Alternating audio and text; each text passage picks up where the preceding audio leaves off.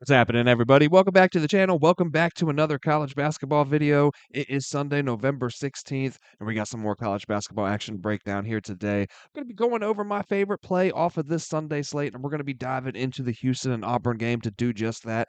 Before we get into that play, I do need to jump over there to the Guy Boston Sports website. Now, after each of these videos, that's where I lay out any of my final plays that I am betting myself. So make sure you check that out. You'll find a link down there in the pinned comment that will send you over that way. So let's go ahead and jump over there. We can't recap our plays from last night because I am recording this one a little bit early, and that game is still underway right now. But we can recap our plays from Friday night. So let's go ahead and jump over there and see what we did on Friday and how that ended up going down. We had two plays on the board Friday night. We go 1-1 overall. We took Michigan Lane 7.5 points. And man, they almost got there. It looked like they would there at the end, man. There was a kind of the free throw game going down. They stretched that lead out to 6 points, but they end up winning by only 4, so we don't cash there.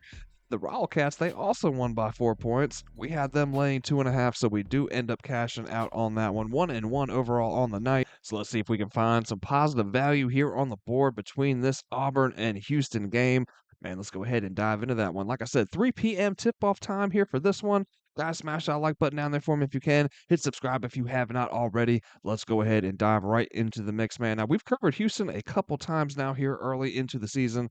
Talked about that suffocating defense that they play under Coach Sampson. Man, his defense is system-based, and it remains effective whether they play at home or on the road as they are here in this one. The Cougars are among the best in the nation in terms of opponents' effective field goal percentage and defensive turnover rate.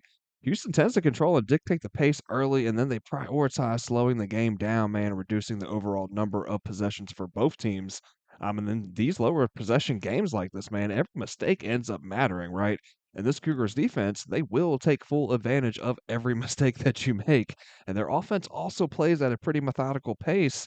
It's built to generate high percentage looks late into the shot clock. Auburn, they're still adjusting to a new coach, man, and facing its first true test here. Houston's physicality is going to be a tough first test, man. Now, Auburn, they have been pretty explosive offensively throughout their first 3 games. They are averaging over 94 points per game. This one is being played in Birmingham, Alabama, serving as a near home court atmosphere here for the Tigers.